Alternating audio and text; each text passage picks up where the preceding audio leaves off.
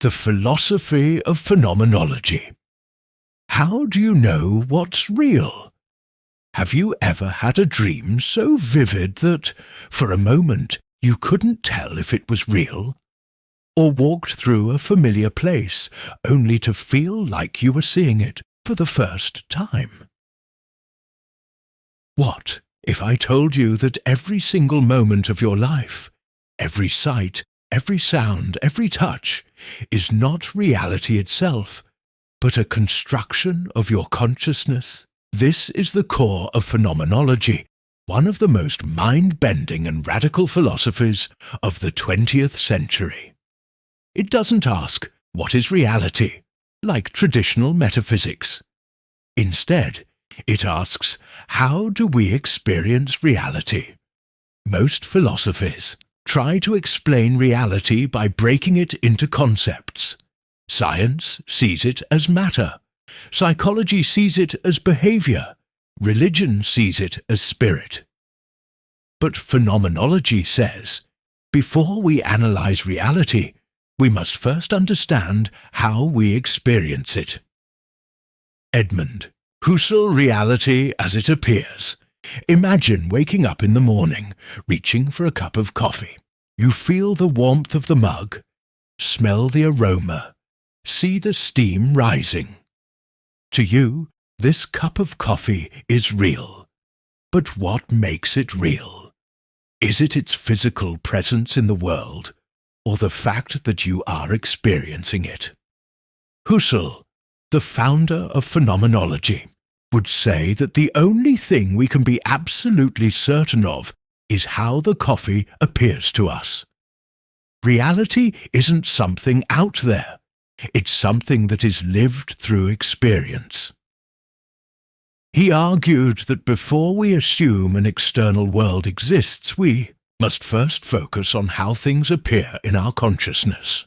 He introduced a radical idea called epoché, or bracketing.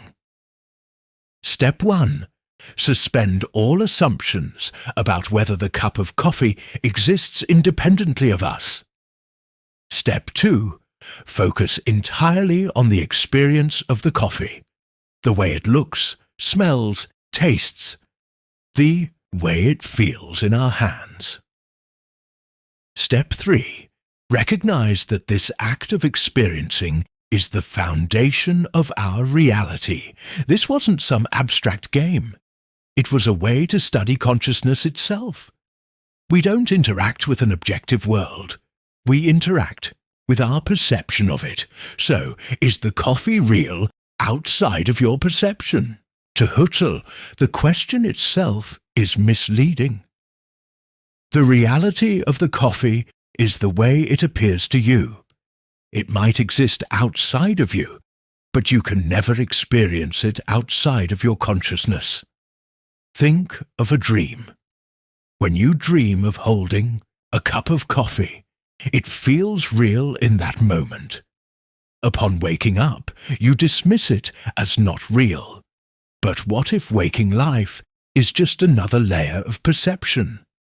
Why does this matter? Husserl's philosophy forces us to rethink what we take for granted. Every experience, whether it's touching a tree, listening to music, or feeling pain, exists only as it appears in our consciousness. Is there an objective reality? Maybe, but we never experience it directly. We experience only our perception of it. Can we ever separate reality from experience? According to phenomenology, no. There is no world outside of consciousness. At least, not one we can ever confirm.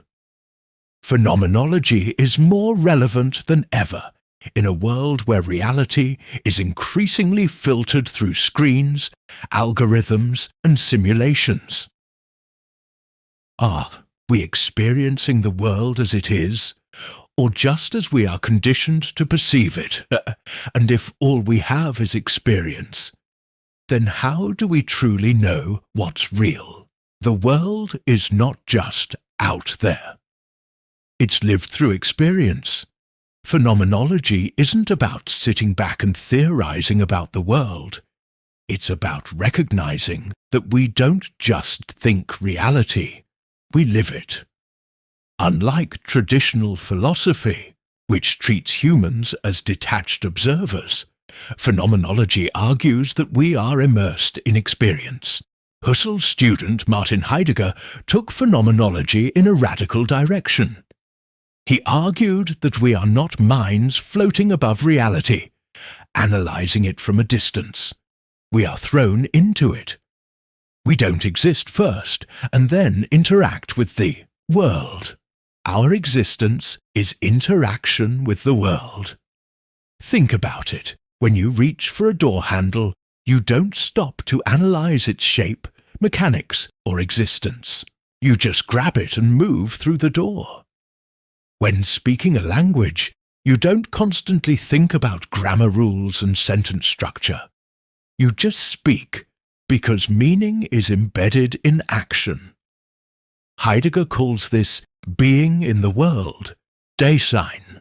It means that our understanding of reality is never separate from the way we live in it. He also introduces the idea of thrownness, Gewoffenheit. You didn't choose to be born in this era, in this country, with this body, with these social conditions. But you're here. The question is, what will you do with it? Maurice Merleau-Ponty. The body, as the centre of perception, Heidegger argued that meaning comes from being in the world. But Maurice Merleau-Ponty took it even further. He said, the mind is not separate from the body. We don't just think reality. We perceive it through our physical existence. We don't live in our heads. We experience the world through our bodies. Close your eyes and raise your hand. You still feel where it is, even without seeing it. That's not abstract thought. That's embodied perception. When walking, you don't constantly calculate every step. You just move. Your body knows how to navigate the world without conscious thought. This challenges the idea that our minds are detached thinking machines. Instead, Merleau-Ponty argues that our bodies shape our experience of reality. Why does this matter? Traditional philosophy assumed that truth was something we uncover through detached reasoning. Phenomenology flips this on its head. We don't just observe the world, we live it. Meaning isn't found in abstract thought, it's embedded in action.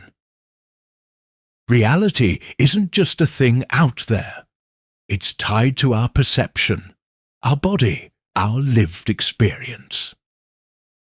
In a world of VR, AI, and digital interaction, phenomenology is more relevant than ever.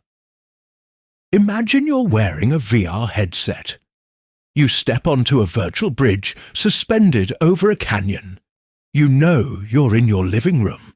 The floor is solid beneath your feet, and yet your heart pounds, your palms sweat, and your legs hesitate to move forward. If your mind fully believes a virtual world is real, then for you, isn't it real? Ever heard two people recall the same event differently? One person remembers a conversation as tense, while the other recalls it as neutral. Which version is real? Phenomenology would argue both, because reality isn't just what happens, it's how we experience it. Reality isn't out there. It's happening to you, right now. You don't have to study philosophy to live phenomenology. Every moment you open a door, take a breath, or feel your body in space, you are living it. So the real question is, what does this mean for how you live your life? What do you do with this knowledge? Phenomenology isn't just a theory. It's a shift in how you live. Instead of accepting reality at face value, start questioning how you perceive it. Instead of assuming others see the world as you do, consider, their lived experience.